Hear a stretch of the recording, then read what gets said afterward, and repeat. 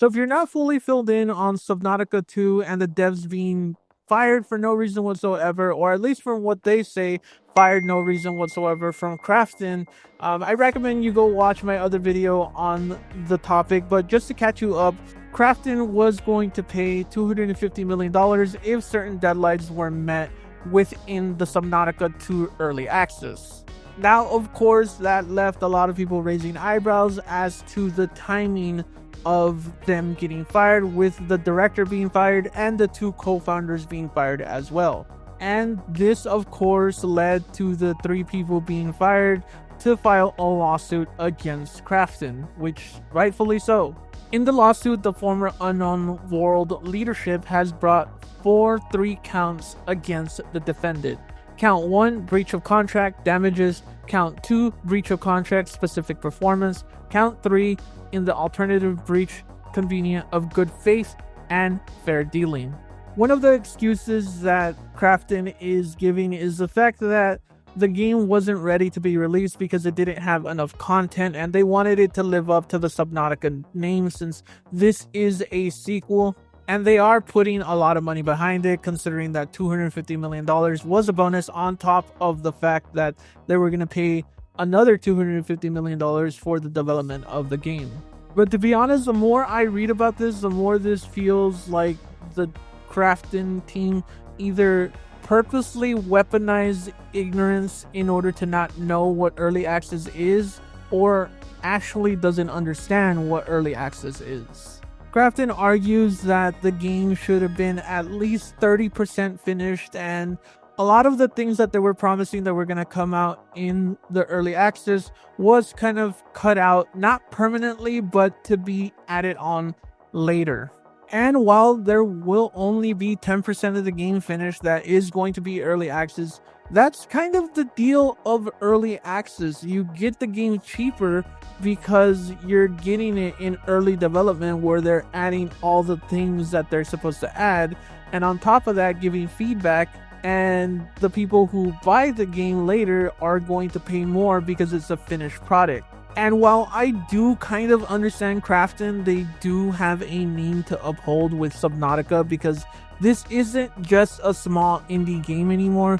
This is a game that's gone fully mainstream. While it may have only like 7 developers, it's still a mainstream game and it fully has high expectations. That doesn't mean that it doesn't have things to do in the game. It has 2 islands, it has Leviathans, it has things for you to do in early access. It's not barren. I think a lot of people's arguments in favor of the developers or of the co-founders and the director is the fact that there is things to do in the game. Like there is 2 islands, there is creatures still in the games. Imagine having like 4 or 5 islands that are barren and nothing to do. Well, that's basically what Krafton is pushing for. They wanted it to have more of a 30% feel of it, but the developers wanted it to have a 10% feel of it, but that 10% being pretty much finished and things for people to do. While Krafton's argument makes a lot of sense, and I'm not gonna sit here and just be on one side for no reason whatsoever, I do think that it's kind of weaponized ignorance of not knowing what early access is. A lot of people would be willing to pay less in order to go with the development of the game. I've seen people trying to compare this game to Hades 2 or to Baldur's Gate 3 that came out of the gate with a bunch of content. And while yes, that can work and that works for a lot of developers, the way that Subnautica has done things in the past is that they go and they work as they go. And I don't think Krafton liked that. They wanted a steady supplies of updates, report cards, and seeing where the game is heading to, which, to be honest with you, is kind of understandable. Again, I'm not going to be on one side just for the sake of it, but it does seem a little bit scummy to the fact that that $250 million wasn't only going to the 3 people, the director and the co-founders. That money was going to be split within the developers. That is about 70 to 100 people there, which was going to be bonuses for people to have.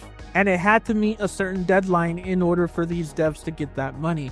Now, the argument is that Krafton's saying they weren't going to split that money with anybody when the developers say that they were. And they also are saying that, well, it was an unfinished product. That's why they didn't want to release it into early access. Well, there has been some documents leaked. Again, there is 10% of the game finished. They didn't want that. Essentially, what they wanted was 30%, to reiterate what I was saying a little while ago. They just didn't want to release the game early access. And again, I think it's weaponized ignorance to say that they don't know what early access is, especially for a game like this that is going to give you a discount. And keep in mind that, yes, they do have 70 to 100 employees working on this game. That isn't to the amount of what other AAA games have. This may have AAA money behind it, but it doesn't have a AAA staff behind it. Usually a AAA staff has upwards to 200 people. This one probably has like 70 to 90 people. So like the steady like flow of people making like content wasn't gonna be there. That was an unrealistic expectation to believe that that was going to happen. I tend to think that Krafton didn't want to pay these bonuses, especially with how abrupt the firings were, especially this close to early access, and knowing that there was a time constraint of when you would get that $250 million bonus if the game sold well, which the game had a lot of hype behind it. It was going to meet those expectations, and they were going to have to pay that money. That doesn't mean that Krafton doesn't have a point. I do believe that they do have a point with the things that they're saying here. There is no just one good guy in the situation.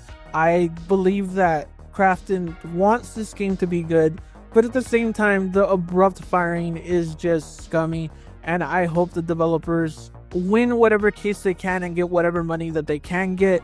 Krafton is not hard up on money. They could have paid these bonuses if they wanted to.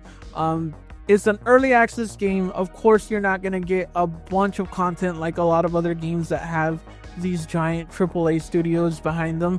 While this does have AAA money, again, these are just a small group of people compared to a giant studio. So we'll see what happens. I often try to side with the people who aren't exactly giant corporations. So I hope that the founders get everything they want, but we have to see what comes out of these lawsuits to see if they're telling the truth and to see if they're being honest about what they're saying in these lawsuits. We'll see what happens.